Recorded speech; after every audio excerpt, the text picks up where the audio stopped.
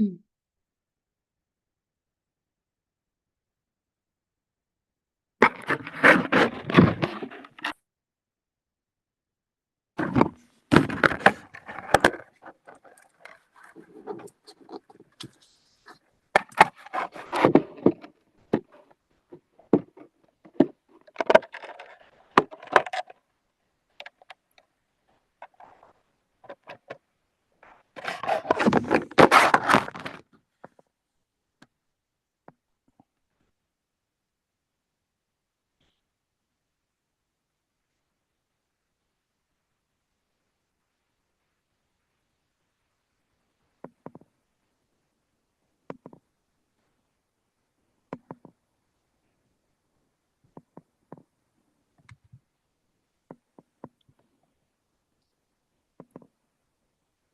think City Hall is on mute. Oh, is that right? Yeah. You didn't build a new door today, I'm hoping, huh? Oh, there we go.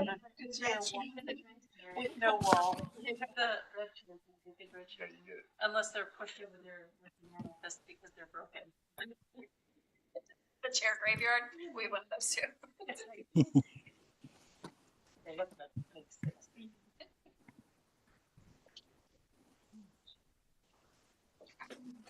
Did you want a directed copy? No, I have it Okay. on my little.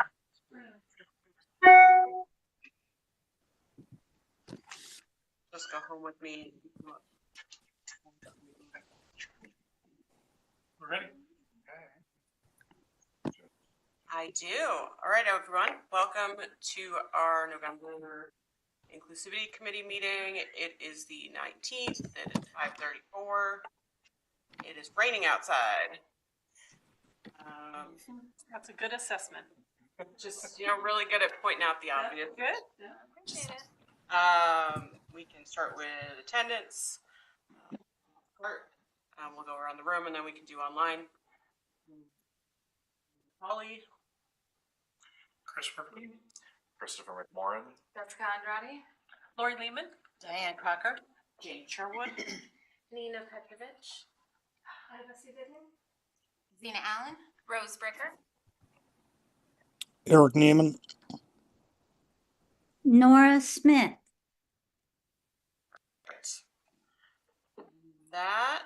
All right. So we'll start us off with the approval of the meeting minutes from our last meeting, which are in the packet.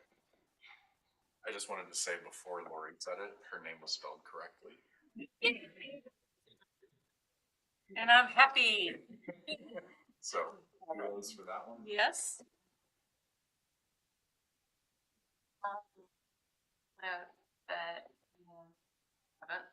I was gonna email it, but then I was like, actually, I don't know.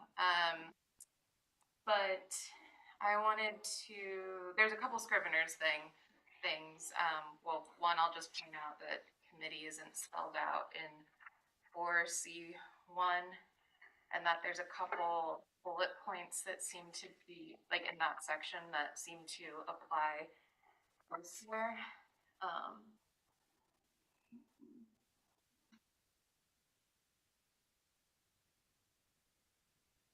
The part about the recording and live streaming future events, like that, I don't remember that happening there, and believe that was only for the Black History Month events. And then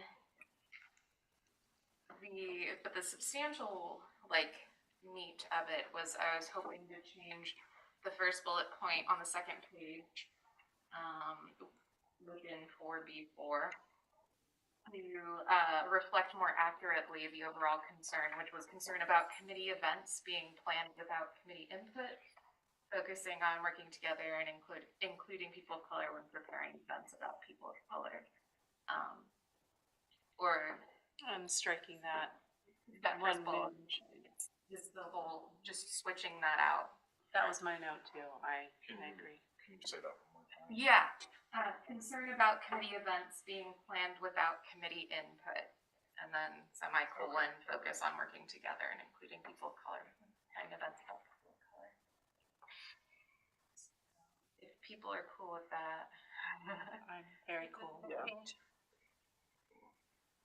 And then the other one was, for the my suggested for the first bullet on next meeting. Oh, that was the other thing, the sections aren't listed. So we have the next meeting, it says it's section number 1, but it's not section number 1. Sure. Again, Scrivener. But agreement to add topic to next month's agenda following up on a July meeting controversy to discuss process for handling comments in opposition to the committee's mission and goals. Because I don't think it was necessarily to discuss what was said, it was more of how to handle when there is a problem of some kind. But I'm also down to have that wording changed a little. Repeat it again. Can you do it one more time, please? Yeah. Agreement to add topic to next month's agenda following up on July meeting controversy to discuss process for handling comments in opposition to the committee's mission and goals. I like that. Sounds good. And I can send that wording, yeah. Any other changes or edits or thoughts? I'll also just request that we have numbers so that I can make edits by Oh, like line line numbers. Oh, Yeah, it used to say that, like, there was a time by each one of them. okay. So like there were, yeah, so that you could, because the, C, which is committee function and process discussion, that was a very meaty discussion, and then it's just a few bullet points. So I think in the past it had a time by it so that you can go to the recording and listen starting at that time. I appreciate it. Oh, I think that's, that would be helpful. yeah, that's what, so I would appreciate that again too. Chris, do you have any input on that? Is that a little something we can do? You can do it, yeah, it just takes more time, but. Isn't that what it had been doing even this recent? It's on the YouTube videos. So if we can do it there, then it should be transitioned over. Sit down and watch the video and do the timing. Isn't that, somebody does that anyway? We did it on the video, we haven't typically gone back into the minutes and done it as well. We can, it's just one more step. Great. I mean, we could even do it just as like when we start the next section, just, you know, You could take a look at note. the clock, at what time we start talking, and then even if it's not the exact time stamp in the video, at least they know approximately where to go. So just a time on the clock. Yeah. Well, Just, how about, should we just, we'll just leave it up to yes. staff with whatever works best in their work. No, I think we should talk about it long. And then decide by consensus. Okay, I don't know. anything else on the minutes? There's one other thing, but I didn't actually finish writing it out, but just that I had agreed to consolidate the previously approved Yeah, committee sure. process documents. I mean, it was discussed, and I think it's helpful to have those documents on there. As an action item. Was that, where was that? In the committee function and process discussion, I had agreed to consolidate on the previously approved committee process documents that we had, and that'll gear up for a future meeting. If everyone's cool with that, I can send that also to ask for inclusion. Sounds good. Thank you very much. Right. Does anyone have any urgent business they want to bring up before we get into the agenda? So as many, if not all of you know, Benton County staff is on strike, and so are the Oregon State University graduate students.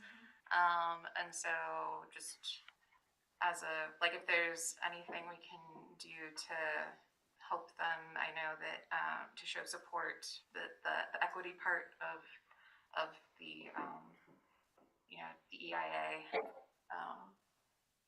I do know, I have a petition from AFSCME, the union for the staff of Benton County, and I can send that to Christopher to forward out if people are interested in signing that petition, supporting workers getting, living wage, et cetera.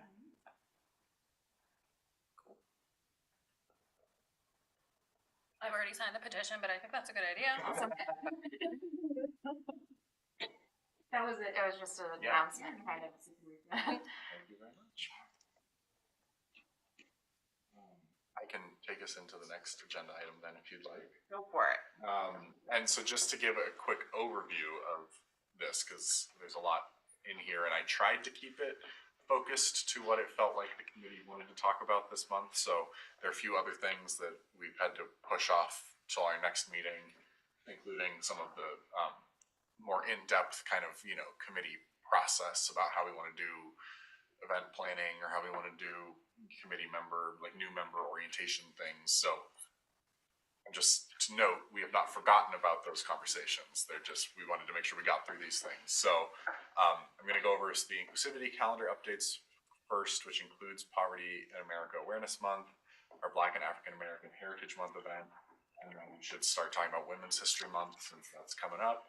And then the other big thing that it sounded like the committee wanted to talk about at our last meeting was kind of having some more time for that discussion of the role of this committee in responding to concerns both from residents as well as from the committee, because there's been some disagreement about sort of what our role is there, or wanting to figure out what the right approach would be. So just to say that is on here, we will get to that. We just wanted to try to check off some of these boxes, and then just in the interest of time, I included some things more as correspondence, so we don't necessarily need to talk about them if we don't have time, but they're in here for your reference, which is Jane's wonderful questions about the Age-Friendly Communities Initiative, as well as a recap day event submitted by Eric Niemann. So with that, I will dive quickly into the Inclusivity calendar updates. I apologize, as I said in there, Warren's life has been a little hectic, so he got this to you late, and he apologizes. Committee, we accept your apologies. Is that you?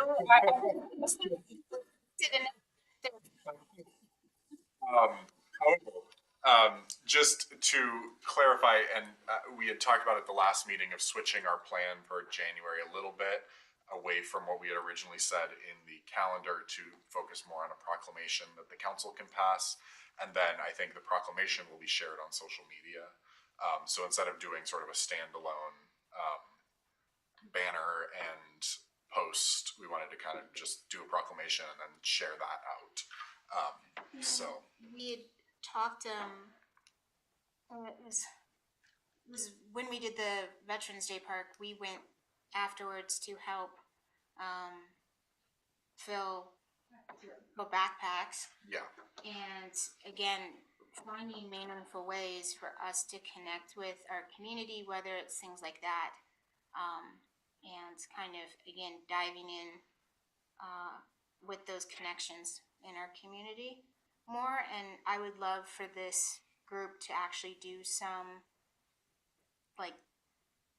social work together, whether it's something like the backpacks or helping organize something. Yes, and that was heard loud and clear. In part of drafting this proclamation, I talked with Sharon at Florence Community Services, and Eric, it sounds like maybe you had reached out to her. She said Eric reached out to her, and I assumed that was you, but I don't know if that was a different Eric. But about the possibility of this committee maybe spending some time at Florence Community Services, those who are interested in January, to do some more sort of direct hands-on service, if that's something people are hungry for. And then, so Sharon she was of course open to that. And I think part of it is we need to gauge how many people that might be so they can kind of plan what would be most helpful. So you're under no obligation to do that, but it's something that I know came up. And then the second piece of that is she brought up the idea of wanting to collaborate as well with the committee on the March Against Hunger, which is the first couple of weeks of March, but maybe talking about that at our January inclusivity ready in time. So I think we definitely heard that idea. And yeah, Diane.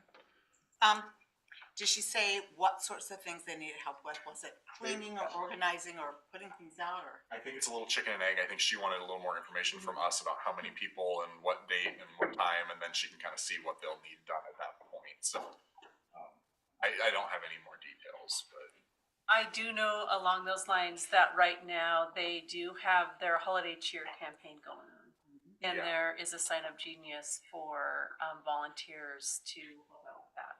So that indirectly is the Plum Community Services. Maybe we can get that information. Yeah, I can share that. I think if we I was wanted- thinking where I saw that, I know I will work on that. How's that?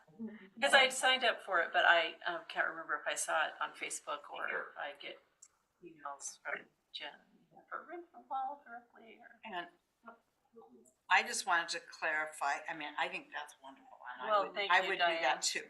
But the Poverty in America thought would be to volunteer during January as our action for Poverty in America. Because PCS is our biggest combatant against poverty here in Columbus, with the food bank and Jean's Kiss Copper and Gleaners and the garden and everything. If we could pick a day that would work, I mean, I have Saturday, January 4th open, but I'm not willing to commit to any of the days yet in January. I'm not gonna. Yeah. Okay. What Because did it's you? November. we're not meeting again.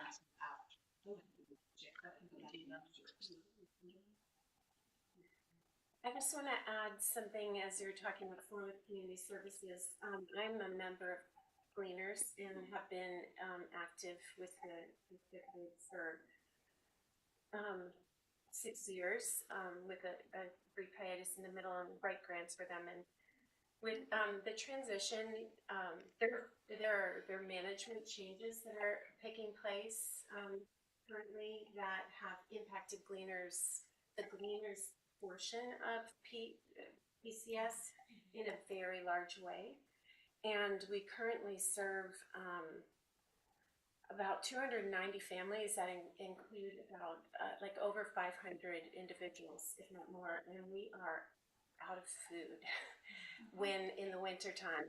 So we've never seen our shelves as bare as they are, and particularly in the canned produce area. And our people who manage the Gleaners, the director has just stepped down because of the administrative changes that have impacted our ability to access grant funding and throughout the community to purchase food at times where community donations are low. And so I don't know if that's something that you all, I mean, I just believe that as you're talking about poverty in America, and the difference between the Gleaners and the food bank is that it's the within 300% of federal poverty limit. So if you don't qualify for, straight poverty, but you're still within 300% of poverty, you're having a hard time feeding your family right now. As you all know, I'm sure you're all affected as well, impacted because nobody's not impacted by the food prices. We are about to at Thanksgiving, the farms, we get a lot of produce from the farms, and then they stop growing in the winter, and so that's when we rely on canned goods. And we have been able in the past years to purchase canned goods with grant funding that we no longer have. So we're going into a winter season of great. So some idea that comes to my mind is help with canned food drives and that kind of thing for not just PCS, but also to make sure that it's, Gleaners is covered as well, Yeah, for sure. if that makes sense. Is there a special way to do that? Like, There are, I mean, you can, do we have to say like specifically like this is- potentially, Okay. I'm not sure. That would be a conversation with Sharon, I'm sure she'd be open to talking about it. But they are, next week, we're electing a new coordinator. Okay. So there will be a new person, new people to talk to about it, so that I can help with connecting to the right people. Thank you. Yeah. And It's really,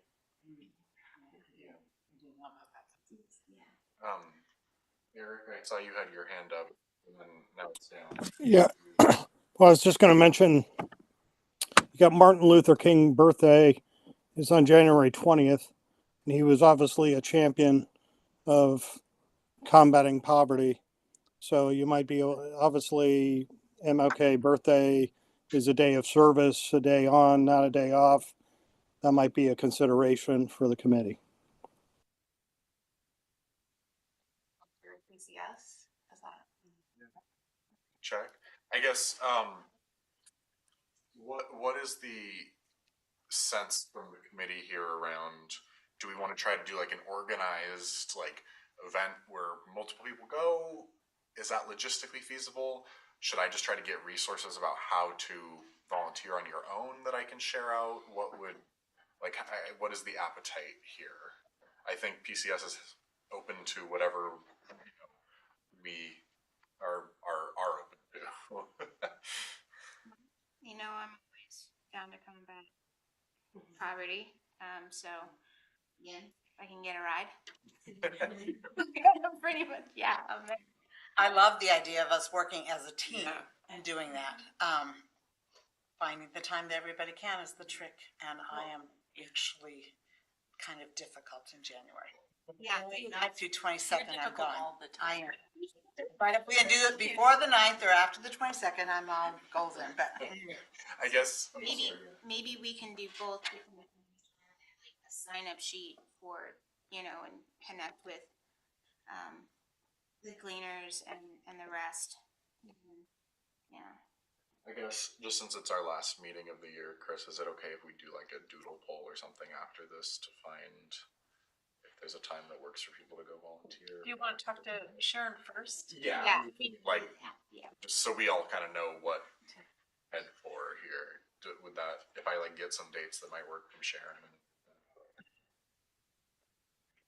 Yeah, I mean, I got lost. We're talking about just this committee, or we're talking about opening it up for the committee to invite the community. I think of that. Move. I think those might be two different things for Sharon. I think we need to talk to Sharon. Well, also, they're typically open on Tuesday and Thursdays, is that right? And one Saturday a month? Is it one Saturday a month or is it every Saturday? That's just the food bank. So Okay. the Gleaners is open on Saturdays and Mondays all day. And then people are there Wednesdays and Fridays to stock and to receive goods from schools and get it organized. I know that there's some, so almost every day there's somebody there, so they're there Tuesday, Thursday, we're there Monday, Wednesday, Friday, Saturday. Yeah. And then there's the, As long as we don't go on a Sunday. right, right.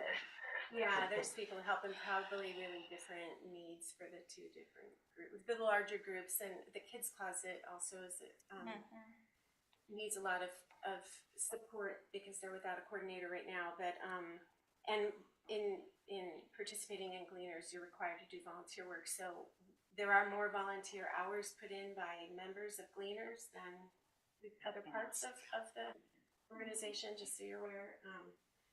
Doesn't mean that certainly a lot of stuff goes undone because of mainly physical. A lot of our members are on disability or older, and so there's a lot of physical moving and stuff that needs done, and the thing that never gets done. That's where I see the need personally. I wonder if we could do, oh, sorry, you have your hand up, sorry. It's fine. I just thinking logistically about there's probably, like you said, 2 different events. Like if checking with Sharon about like, you know, what their needs are, because they might not need a lot of Sure. people. There might just be people standing around At least at that point in time. It's a very small space. It is tricky to have a lot of people and it's. So I mean, if we, anyways. Not to say to exclude anyone, but No, just. No, if we sign up for Something to feed and then consider. if they need it, Yeah, I we think really have to go for that. just for the sake of time tonight, would it be okay then if I just reach back out to Sharon and figure out what would work best, and then I can send out whatever that result is to people if you want to sign up and join, or if it turns out it's better to just, go individually, whatever, I'll share whatever they tell us. Does that work for everyone? Yeah, that sounds good. So then, on that note, we do still have this proclamation. I sending it out late. Would it be helpful if I read it out? Do people have any notes offhand? I'm very open to edits. I didn't really know what to write, so I just wrote something. Looks good. It looks really good. So, I was happy with it. As someone who appreciates hearing and seeing at the same time, I didn't sure, I can see read it until. Okay. Yeah. Whereas every human being deserves to live a life of dignity with their basic needs met, and whereas poverty is a socioeconomic state in which someone does not have the resources necessary to maintain a basic standard of living, and whereas poverty in no way negates the inherent worth of all people, and whereas poverty affects entire communities, not just those individuals directly impacted by it. And whereas the city of Philomath's poverty rate is currently estimated at 5.3%, but even one individual or family living in poverty is one too many. And whereas poverty in Philomath disproportionately affects women, people of color, and people with less educational attainment. And whereas the city of Philomath is fortunate to have numerous nonprofit organizations, faith communities, and other groups who provide resources and basic needs for city residents and the broader community.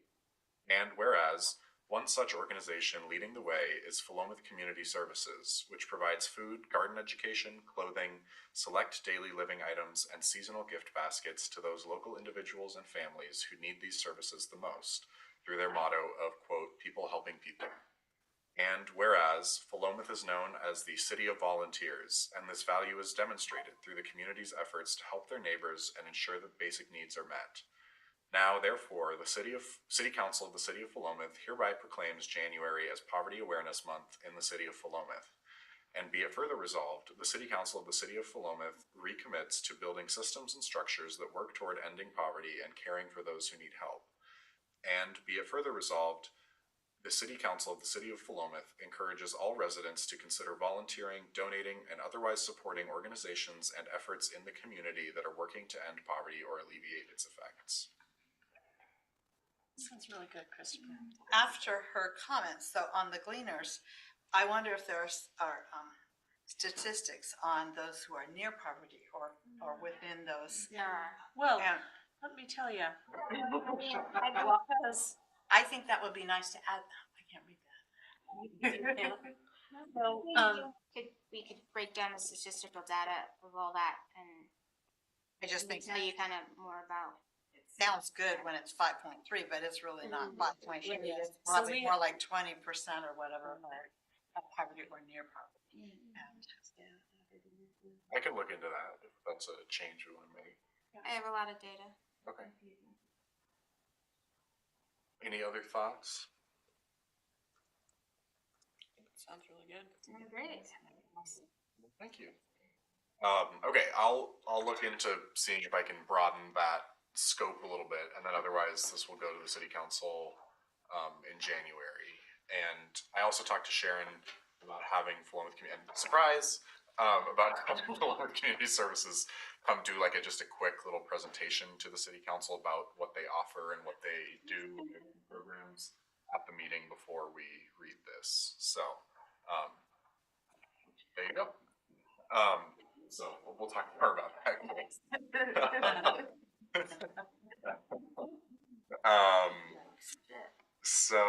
Okay, well, perfect. Any other discussion on the Poverty Awareness Month piece? Okay.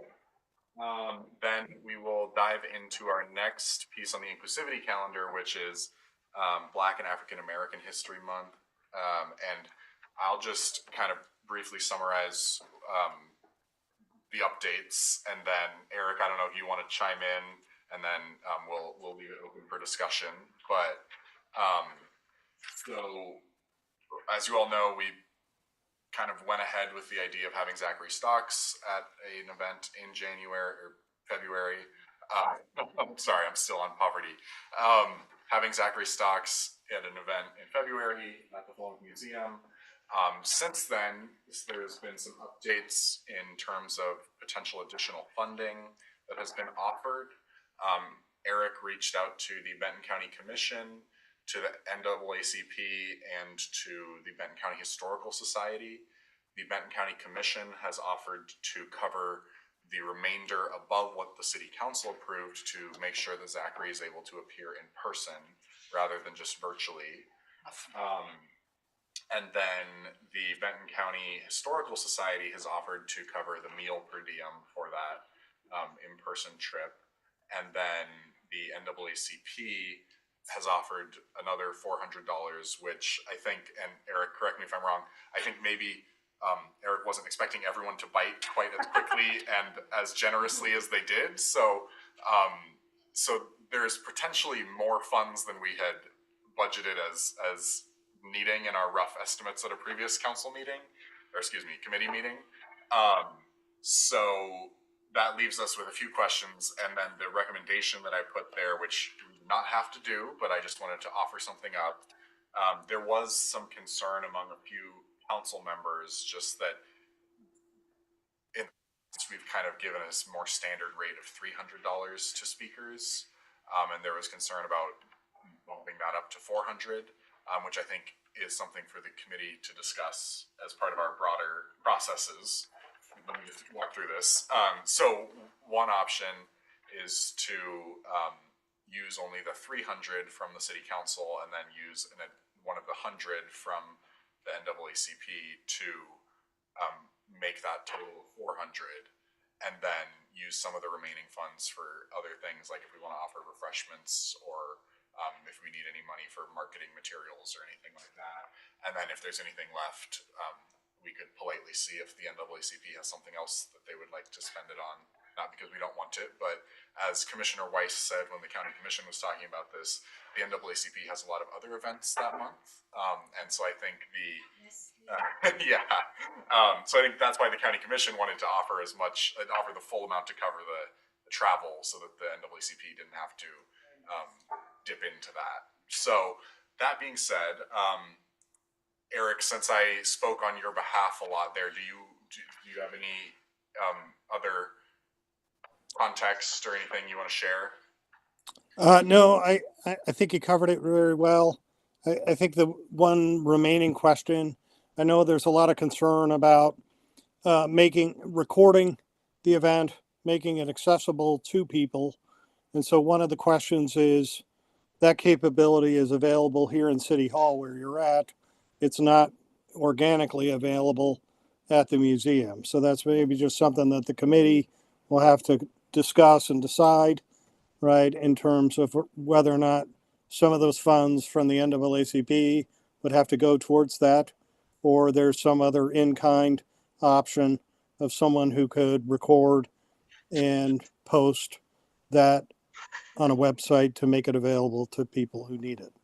I thought we Yeah, we did talk about that a little bit, Eric. Christopher had offered, because, you know, he does have a degree in that, filmmaking. So he had said that he could do that. I think the only thing that I would caution there is I feel very comfortable in my ability to record it. Yeah.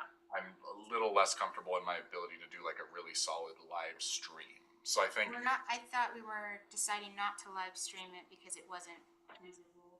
I don't remember that, but that may be the Given our case. current thing. Yeah. So the fact is that, yeah, I think that trying to live stream it is just, even at the best of times here, it's up in the air. So I think that we're doing it for you know, for posterity and for Sure. other people who maybe they don't want to watch it that late at night anyway, so. Okay, I couldn't remember where exactly we It's landed. otherwise a technical term. Okay, And I would also say that having it at the museum outweighs having it in this room. Because the museum is just so much nicer and this is just not. Yeah, and just capacity wise. And just Yeah. the atmosphere and it's just, so. Not like the Black National Anthem wouldn't sound great in here, but I think it definitely will be beat at the Yeah. museum here.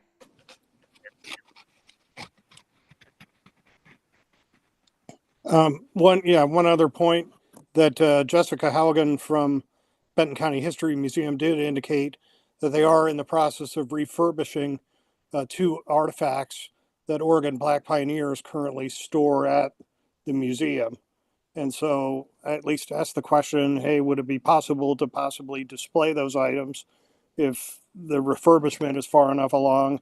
That might be of real interest to those who attend, as well as meaningful for Zachary Stocks, who is the curator of them for Oregon Black Pioneers. So that's a possibility. thank you. So I guess that brings us then to some of these questions that I laid out here on actions in the agenda items. Eric has taken the initiative to see if this funding is available, but it's up to us if we want to accept it and what we want to use it for. So the first question, well, we already did the first question. The second question, do we wish to accept additional funding from these sources? And then if so, how do we want it to be spent, given that there may be more than we had originally thought? And then finally, are we good? And it sounds like we are, person event at the museum. Okay. We need to post and stuff. Yeah. I think I saw Diane's hand. Diane's hand shoot up shot.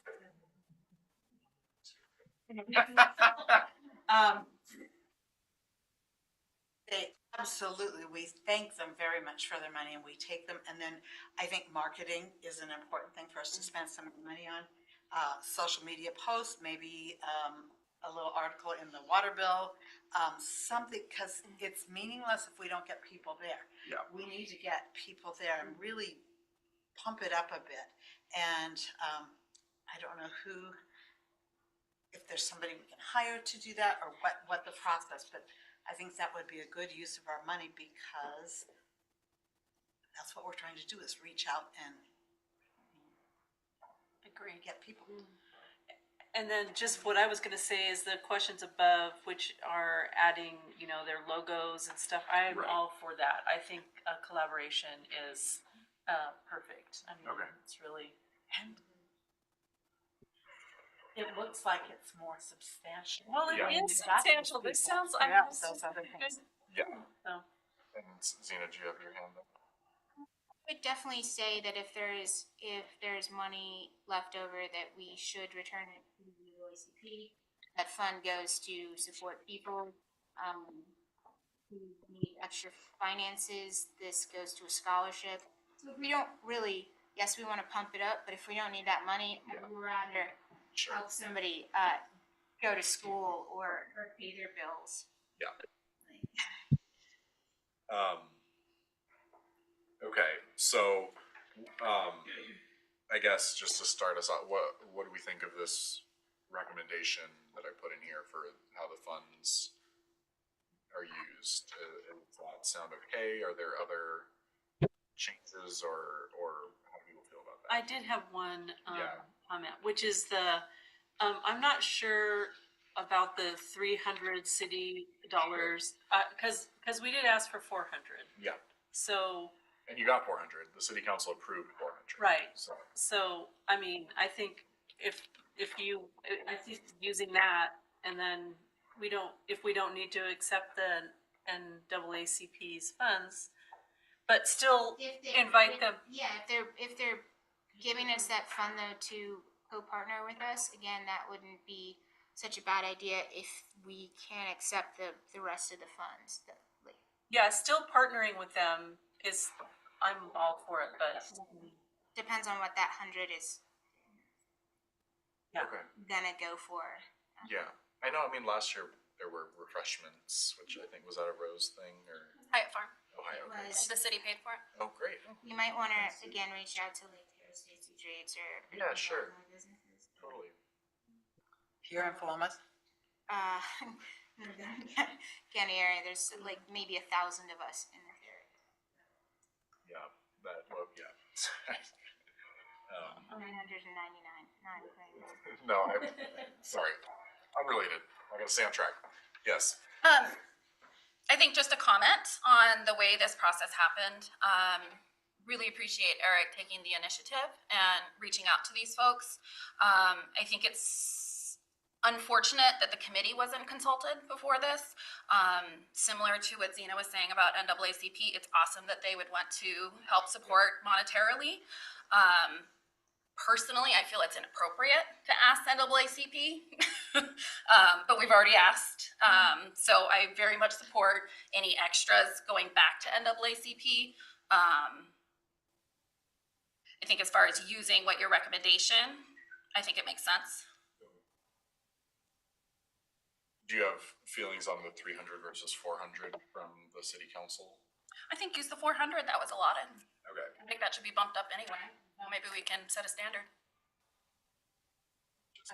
Just think, I realize you want to be fair to everyone involved, but somebody that comes up from Corvallis is a lot different than somebody coming from Seaside or Washington or something else, and to be able to equate that, I don't think that's exactly the same. Sure.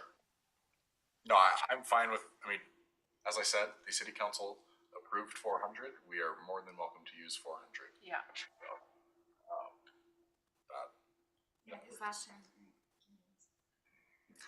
but thank you, Rose, for the comments. Agreed. Rose.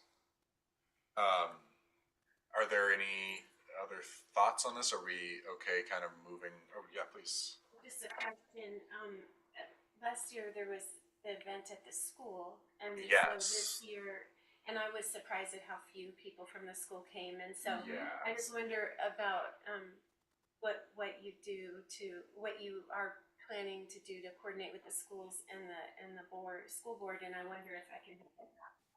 Yeah. I'm willing to help with that if I can. Yeah. So I'd like to see I can. more students be there. Yeah. I think that this year, we were hoping to do more of that, but again, there wasn't as much connection there, and so, like, I think we still can. But yeah, you guys have your hands up. Clearly, you have lots to say.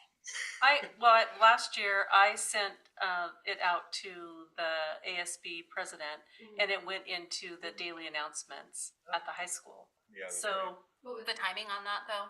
Was there enough heads up? Oh, okay. so I mean, No, I meant like earlier in the day. That I think that was the.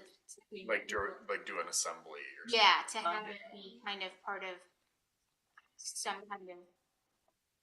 I said the word assembly and My eyes perked up. If gonna bring out you're in town, would it be a big deal if the high school, they like to do those 11:30 Right. ones or whatever, to be able to put that in? But that was what I was gonna tie into, is that I proposed that the trailer from the movie last year be put, and it never happened, I don't think.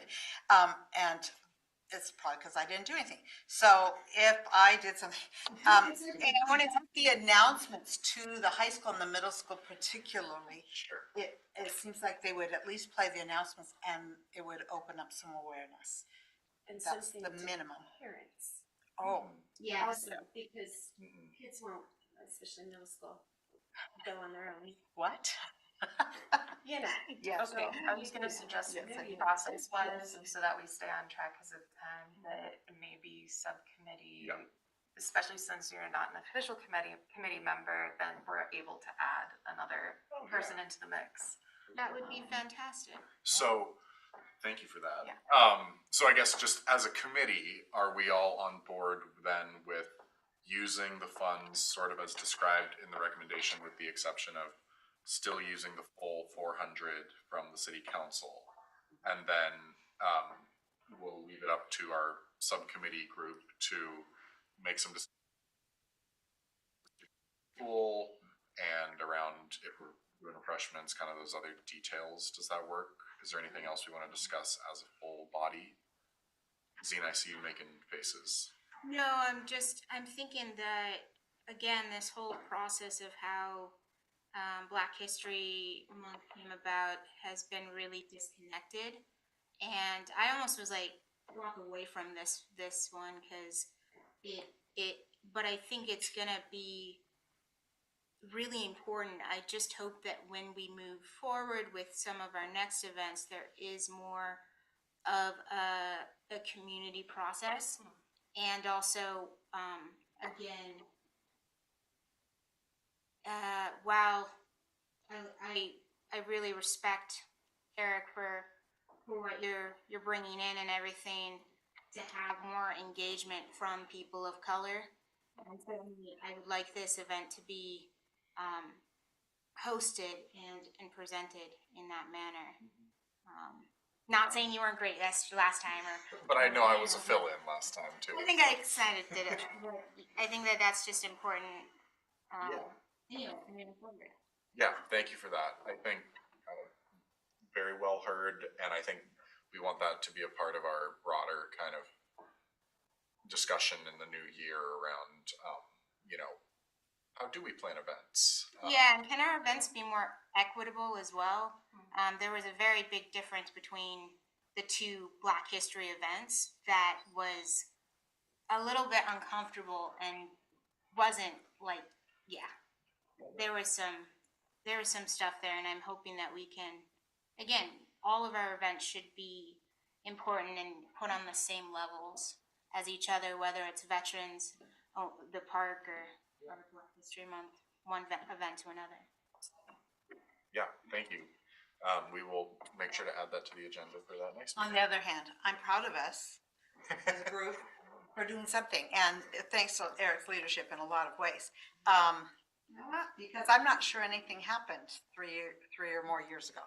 And I think it's only been agree. recently. We should definitely be proud of ourselves and continue, but I think that there's a lot to work with for all of us around these kinds of things. So again, yes, we've done amazing.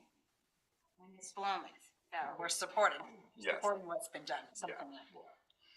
Well, thank you very much, and thank you, Eric, for putting in the work that you did put in.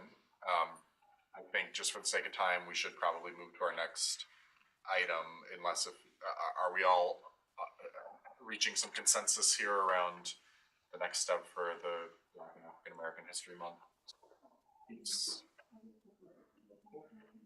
So to clarify, we have equipment for the recording. Sure. Oh, I okay. do. I was just as long as someone is going to. Yeah. Cool. It will be recorded. Diane? Thank you. I'm so sorry. We're saying we want to be more involved. Then some of us need to take responsibility, like somebody needs to do the snacks and somebody needs to greet him when he comes into town or show him around. And I just feels like I'm willing to do that. with one meeting a month, it's really hard to pull that together. Decided by the subcommittee, and then we would communicate that at the January meeting. Us. Yeah. It was decided last meeting. Yeah. Or the meeting before. And I know they have been talking because they accidentally included me on emails and I told them to take me off. Yeah. I said I don't want to be a part of it. No, I just for quorum things. But yeah, so totally heard, Diane. And that is, I think this is kind of the model I think we should move to a little more moving forward. Is absolutely agreed. A committee that meets once a month can't work out all those details, but these folks can meet on their own and email each other and work out everything. And then the subcommittee should bring to Yes, this what needs to be done in a timely manner, Yeah. not just this Which is- year's, but. Right, which is why our subcommittee moving forward And again, I would request any community members that are going to be contributing to this event to communicate with the subcommittee. 'Cause there was some miscommunication around scheduling that happened that we'd like to avoid in the future. lot of miscommunication. And perhaps if anyone else would like to help out, then you can tell them to add us to the delegation. Of things, I can do that. Sure. maybe. Yeah. And I think it's ready now. Who's wants to be delegated to? I think it's realistic that we would have a report at the January meeting. with Yeah, and I think if you roles. need like volunteers or anything for the event, since it'll be before the January meeting, Yes. we can share the word on that. Yeah, sure. So, yeah. Okay. I think we're gonna move on just for the sake of time. Thank you all for that discussion. The last quick thing on the inclusivity calendar is March is Women's History Month. If memory serves, we already have a beautiful banner from last year, so check that box off. Do we want to do something in addition? Like, do we want to do a proclamation, social media, or we'll just re-up that? All right. Well, Also, connect organization of women. Is that time, I know, and just link their stuff, they're pretty prevalent here. okay. I would be happy to do social media posts for anything. Just tell me if it needs to be done. Okay. I think one thing, as I kind of mentioned with the Poverty in America Awareness Month, something I might like us to do is for the social media, there is a proclamation, but that's just like a image of the proclamation. Absolutely. So just because it feels kind of Banner silly. and Right, that, right, and right. tying it all together. So So do you want if a you would like to social have media, something, sure. you want one for property too, or? I can do that. We're just planning to share that. The So then proclamation. if you share it, are you sharing it to the city and then does the city, like how, cause I can share it on my Oh, personal sure, stuff. yeah. That'd be I great. mean, can't everybody share it if Yeah. it's accessible? Is that the? Yeah. We just need to post it on the city's like Facebook. And then it just goes, I mean, it feels like if I, more yes, people. I'm not trying to prevent No, anyone I'm else just- from sharing it, but yes, yeah. You have to look on the, so then we would have to look on the city's Facebook account and then share it from there. Yes, I mean, Okay, is there a, were you wondering? I don't know, that Okay, all right. sounds like, Can I ask a logistical None, just social media city question? So I think it was last meeting, Chris mentioned that posts get deleted off of the Facebook page. Is that, do we confirm that that's a thing that happens, or do they just, is it a historical record of every social media post? Burnt to things that were like over a year and a half plus old. I was referring to any specific ones. Okay. I don't know that we intentionally went through and deleted. No, okay, I just wasn't sure if it was like a government, cause there's, Retention policy. yeah, I wasn't sure if it was like after a certain point, everything is removed or whatnot, so I was just clarifying. About. Thanks for having that. Yeah. Anything else? Okay.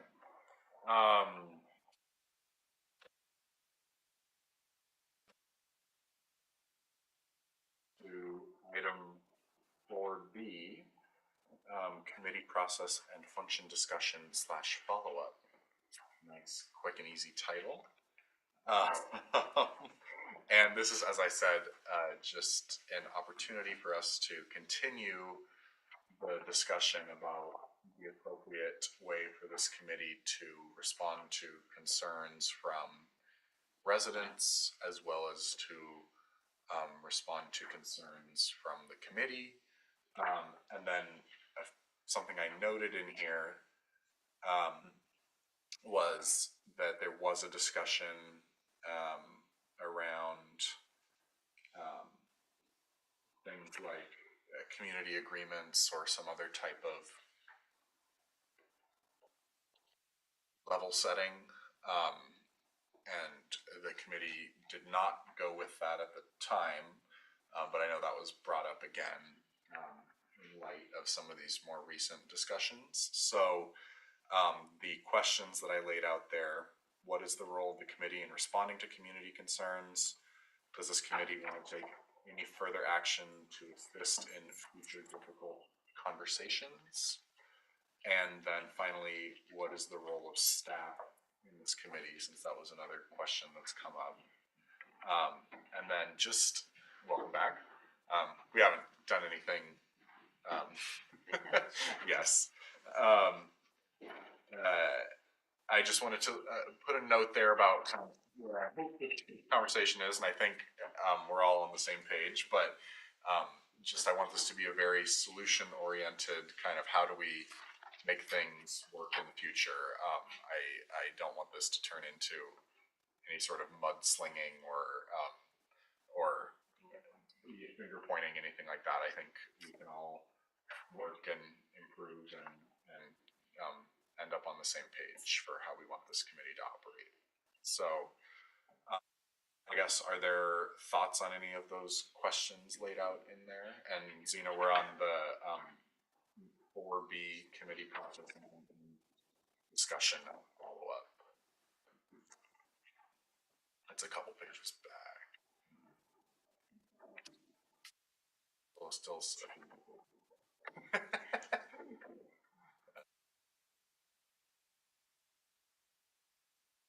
just the questions under that actions there. Did you have your hand up? Well, sort of. I sort of call it. I think if somebody writes to us, then we need to respond. And our response might be, it is not our jurisdiction. We sympathize with your concerns, and we as individuals will do the best that we can to support that. But then, if it is within our jurisdiction, then we discuss it full on.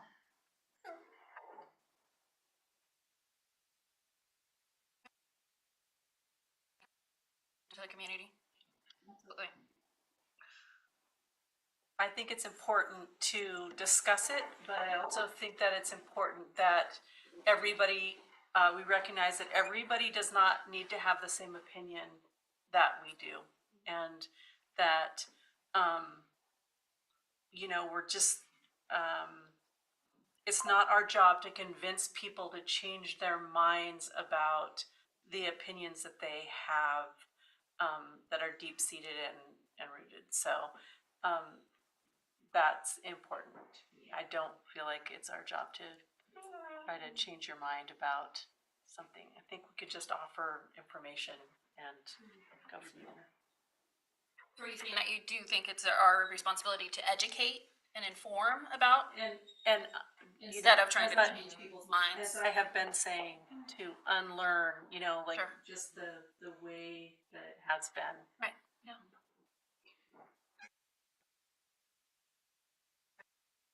I'd agree with that, and also like, and specifically to give an example with this last, something that isn't within our jurisdiction, like even if it isn't necessarily education, because I know education can kind of come across as patronizing, it might just coming to a better understanding of like, well, what was your intent as an organization, and then like, this is where we were coming from, where were you coming from? If there's a way that we can meet, like just having that kind of conversation as opposed to, like you said, trying to change mind, like, or.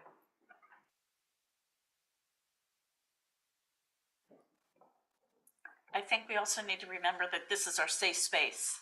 This is our safe space where we can learn, unlearn, and share what we are learning.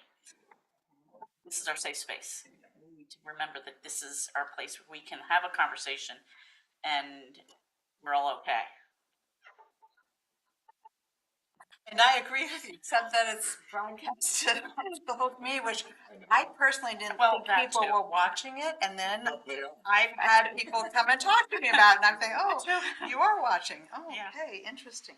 So, so it is. Thanks for safe space, not so But- safe. Right, but we do need to be aware of what we say, yeah. Yeah, our words.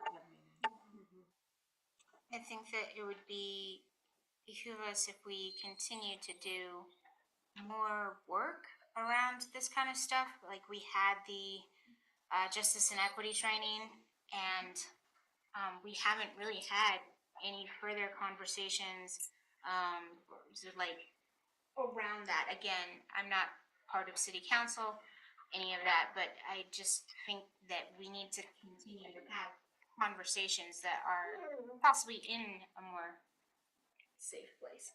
I think that's right, and I think that's what we talked about, you know, in the 4B, one of those meaty conversations that, or C1. I think we talked about last time, you know, following up after we do a training or a presentation or something, and making it, making sure that people understand that we didn't just bring somebody here to talk. We also, this is the next action, you know, maybe make some action items or evaluations, or, you know, just something so that people understand that we hear them, and we want to hear them, and we want to listen, and we want to, you know, promote, you know, inclusivity. I think I would also add that and you know, this is just my perspective, but I find it very easy for us in this room to talk to each other about these things and kind of like get into that with each other because we're in the room together. But if we're kind of representing what inclusivity in the community looks like, and we have a community member who reaches out to us with a concern, and it ought, which is outside of our realm of like possibility. We can't go to the frolic and tell them, don't do this, which is not what we should be doing anyway. It's kind of a mention of why this might be seen some other way.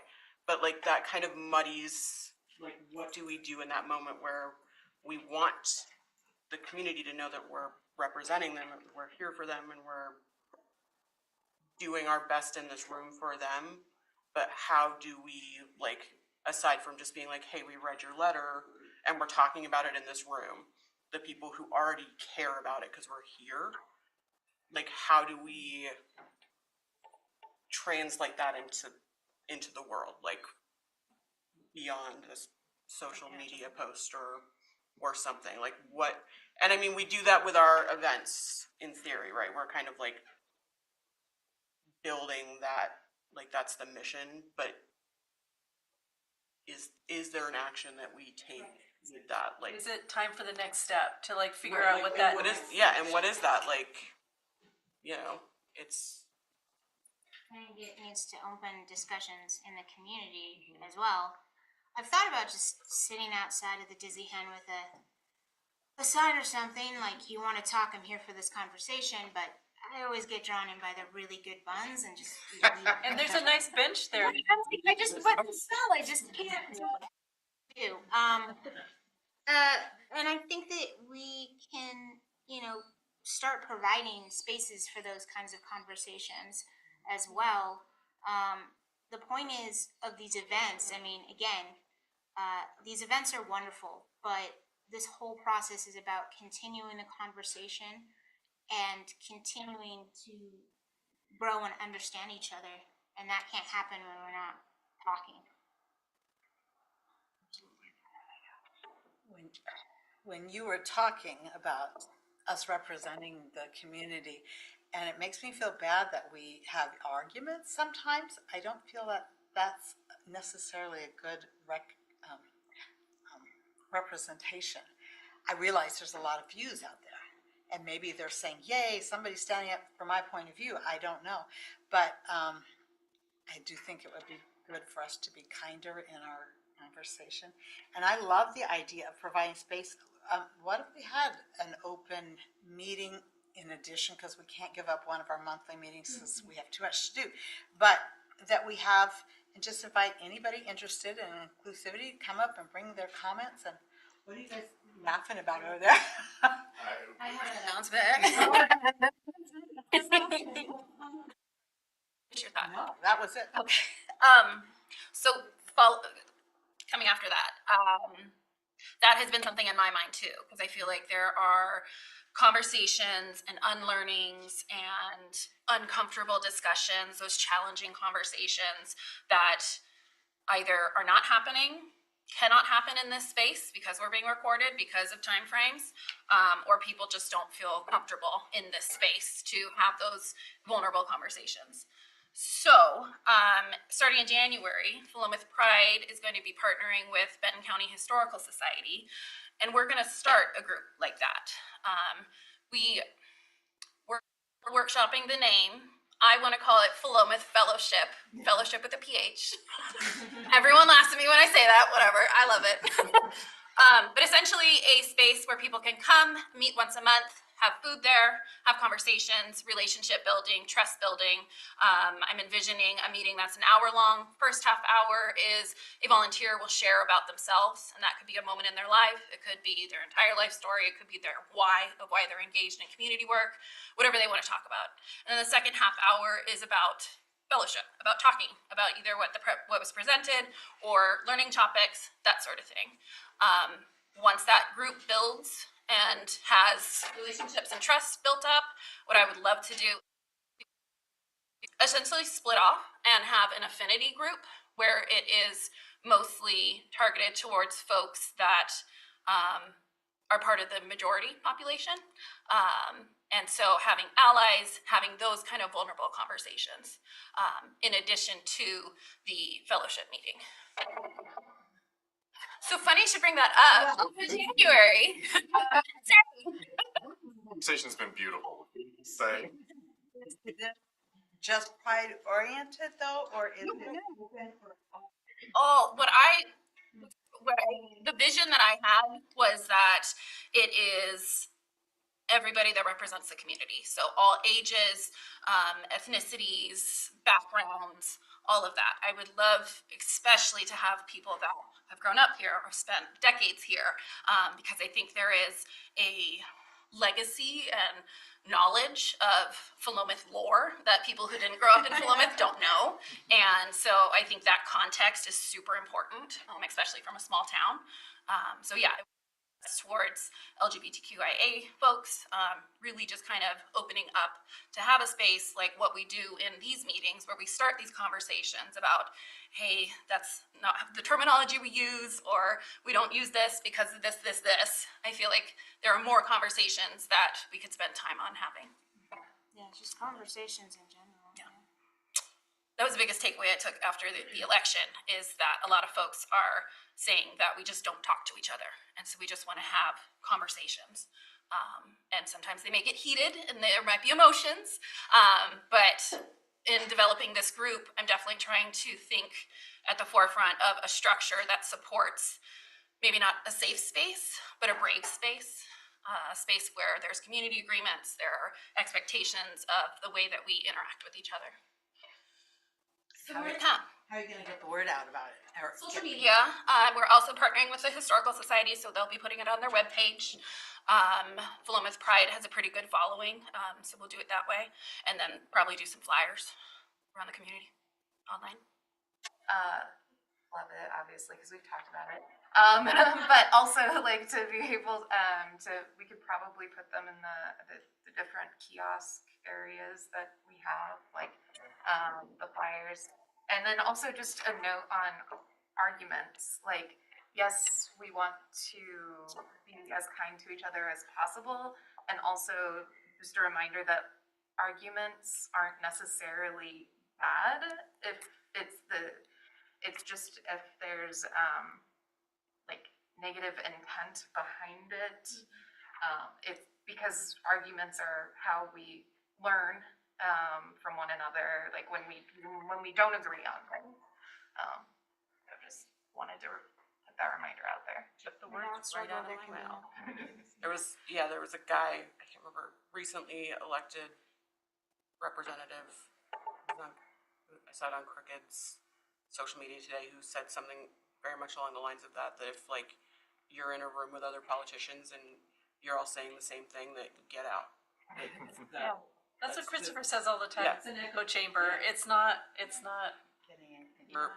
We should be learning from each other.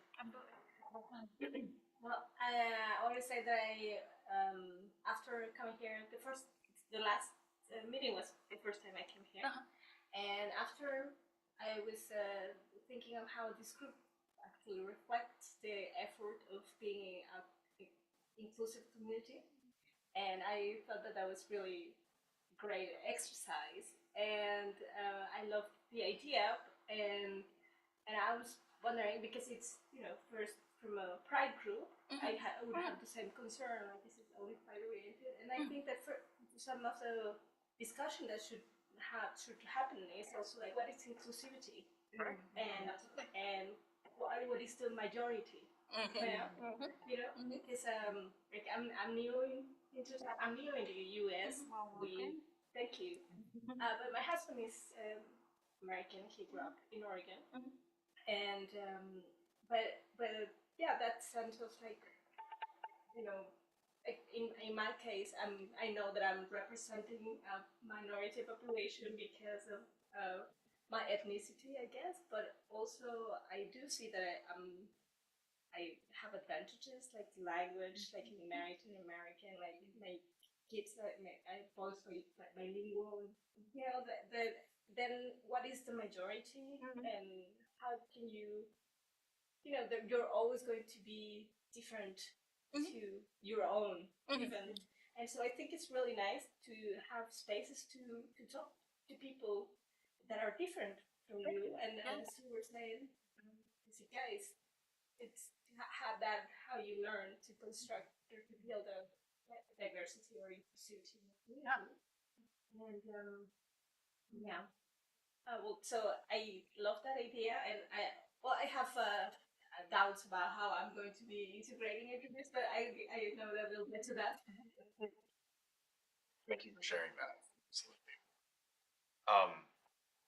I guess just to summarize kind of what I've been hearing on some of these questions. So it sounds like the committee does think it's important for us to respond to resident concerns, even if our response is, hey, we don't have any formal jurisdiction over this, but here's some resources, or here's some opportunities to make a difference.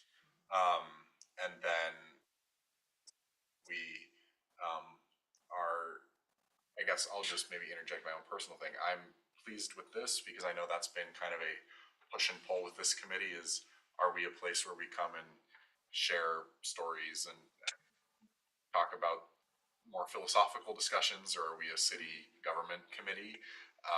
And so I think this is good because now there can maybe be a place for both of those things to happen, and I'm sure there can be interaction.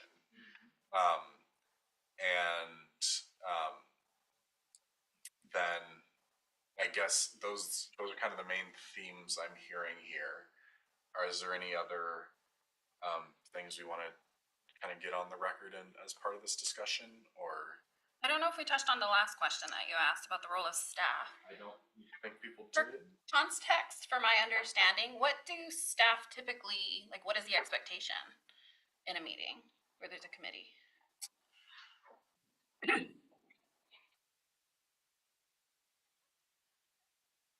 City, I think Chris addressed it well. For most city committees, it's more structured.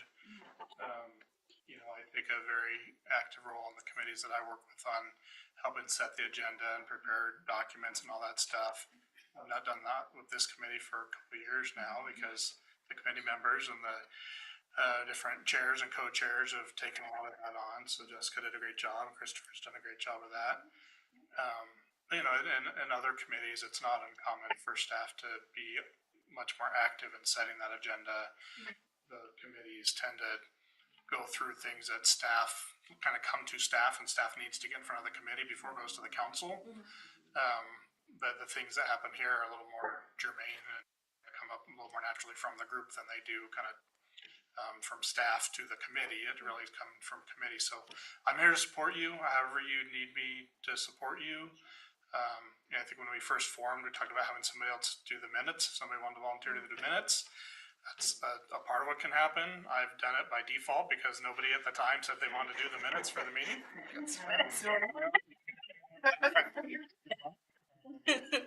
Fine. But otherwise, it's doing that. I think that there's an in and a check on what we're going to do and what we're going to fund and where the money's coming from and all that I'm happy to voice to.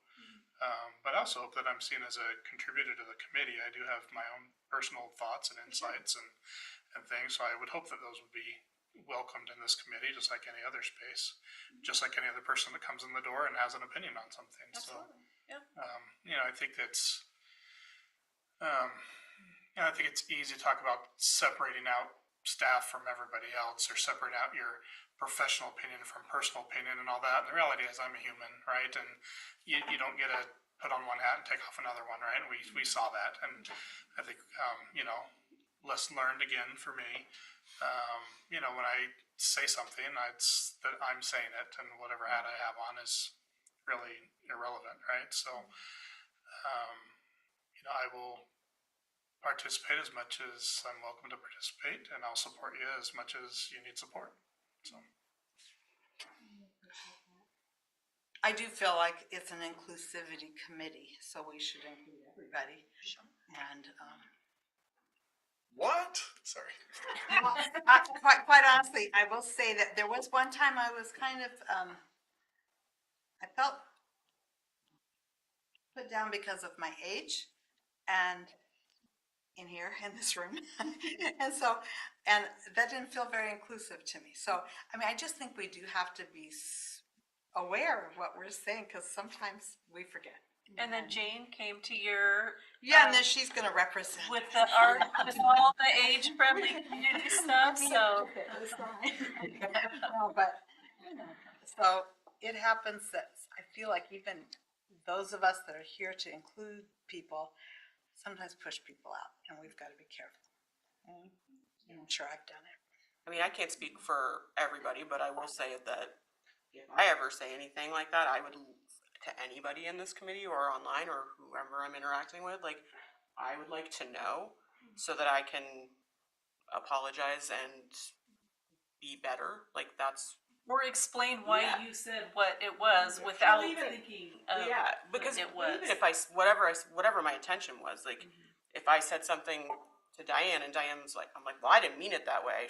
You still took it that way, so you're still Yes. having a valid feeling, and so I would want and out of that we become closer because we get to have that uncomfortable interaction. So Absolutely.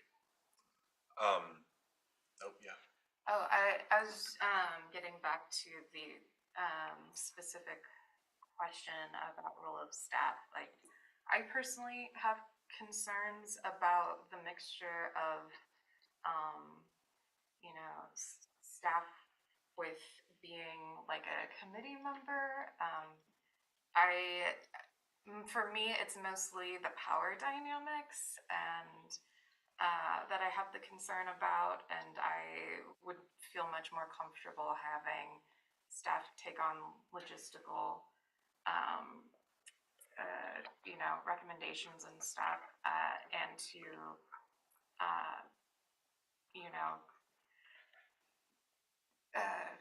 I guess if they want to participate, then to come into this space not staffing the meeting and having someone else staff the meeting, because I think that things can get a little awkward for people who might feel like they can't say what they really want to say because this person in power is potentially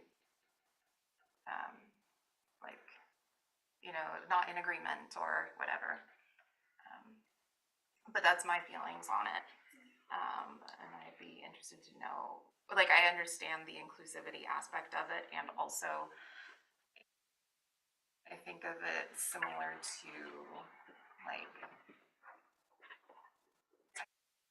unions don't have their bosses in the room when they're trying to, you know, bargain for a fair contract. And there's a power dynamic there, and that's probably not the best example, but that's the only thing that comes top of mind with these strikes happening right now. But so that's my thoughts. And I'm happy to talk about it a little more. We are just running near the end of our time, but I would just say, I hear that, but it's not like he's our boss.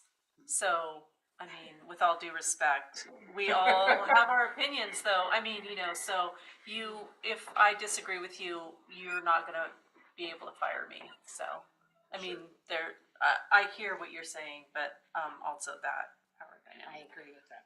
So, I don't have anything else to say.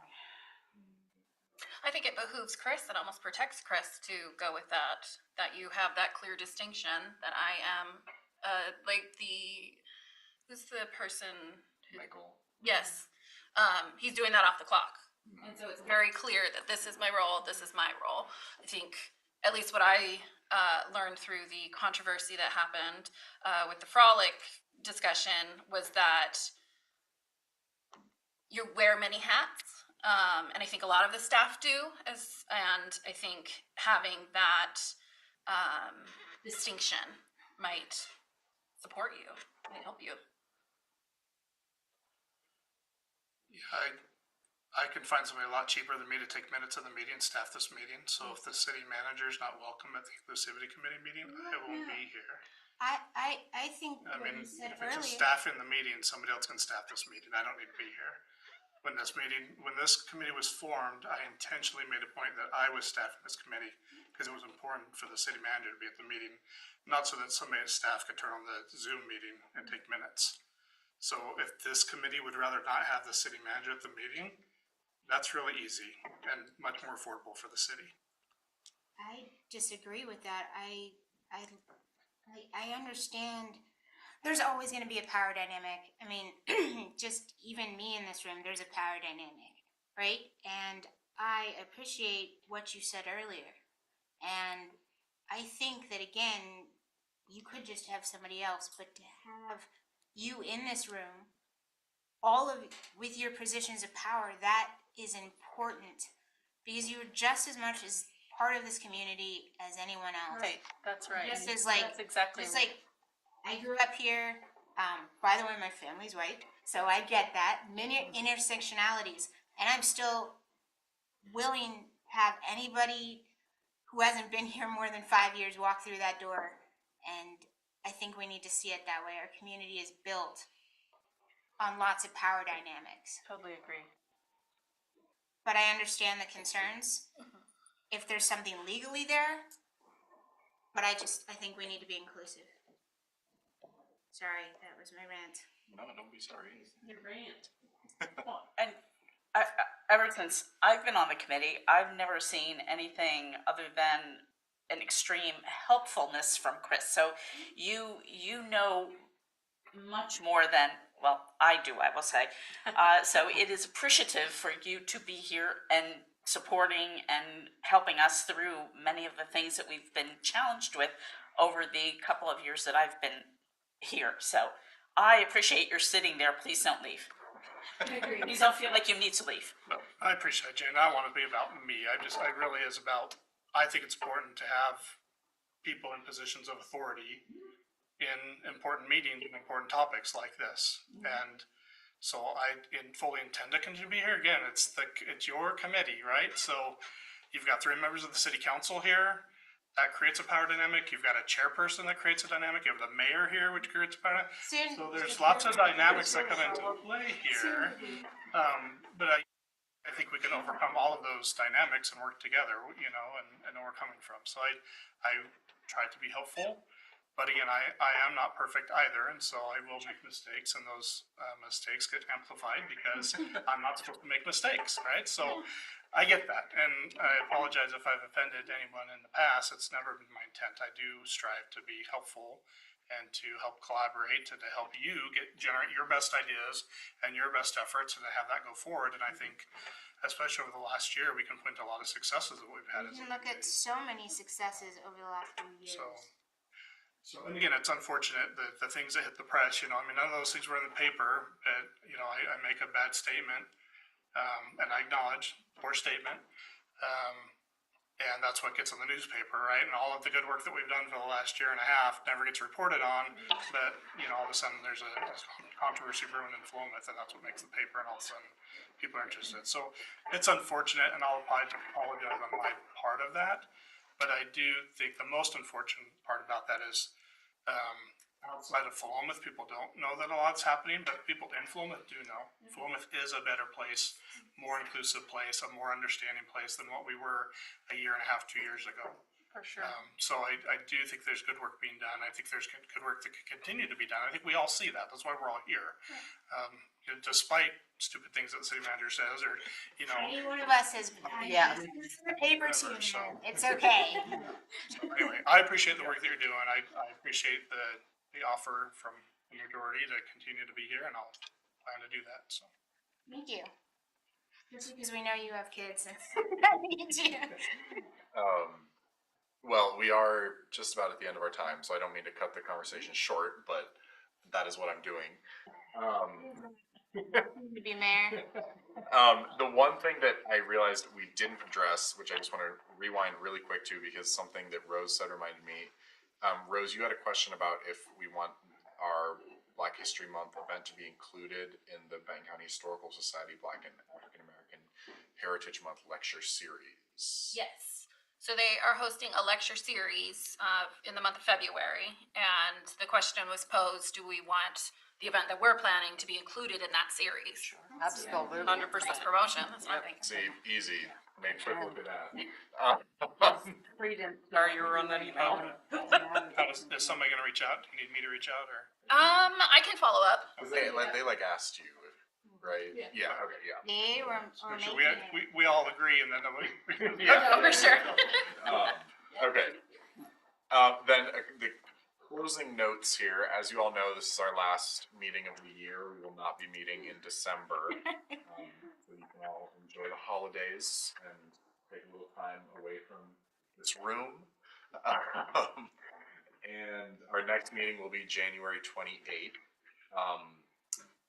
The other note on there is that there will probably be some changes at that meeting as well. A few folks' terms are expiring. Mine is up, so. You I don't know about you. Gets a new job. So the council will probably appoint some new folks before that meeting, or I don't know what. It'll be at the first meeting in January Okay. for the city councils, when we put new people onto committees and everything, and so this won't be different. So we actually have an application that came in this last month. We're actually gonna look to approve that probably at the December meeting of the city Right. council, just because we have technically one technical opening right now. Yeah. So it doesn't make sense just wait till January. So we're gonna go ahead and just bring that person in up for consideration now, and more likely they'll be approved. And I think that'll still open up some positions come January. And so during mid-November through December, the city will be promoting the openings on all of our committees, including Inclusivity. So we'll get applications in, those go to the city council, and the city council makes selections for the formal membership of the committee. But as we've suggested, and for folks that are newer, anybody who shows up here has a voice, has a say. We approve things by consensus. But because it's a city committee, we have to have a formal number of members, so we have quorum, and we can have all those formal formalities that come with being a city committee, so. But you guys could apply. And Oh. be official. So, yes, just to say, there may be some new faces, some different faces in the room in January. In addition, I think Amanda's extended term as co-chair is up again, so we'll need to pick a community co-chair in January. Amanda could nominate herself again. But, Here to take it. just to say, we should. Yeah. You do By your own. See, you Um, really do. Just bring everybody back. I appreciate that. And on that note, I will also, my term as council co-chair will be, I don't know whether or not the new mayor will appoint me to this committee. So just to say, we'll see. Those are all still in the works about council. He's pulled in many. Information, let alone co-chair a committee. So I will just say this, I'm quite sure I will not be co-chairing this committee again. And then I still have yet to do all the committee appointments, but just to say there will at least probably be some different council faces or anything. So just fair warning that this is probably our last meeting together with this group. So I know. So thank you all very much. I think it's been a good run. And Chris wanted to just briefly touch on something before we. I just want to hit on the agenda, just make a little Veterans Day recap. I know a lot of effort went into that and the outreach, and if you were there, you know how successful that was. If not, I'll just report really quick. I want to acknowledge Eric Niemann, who looks like he had to leave the meeting.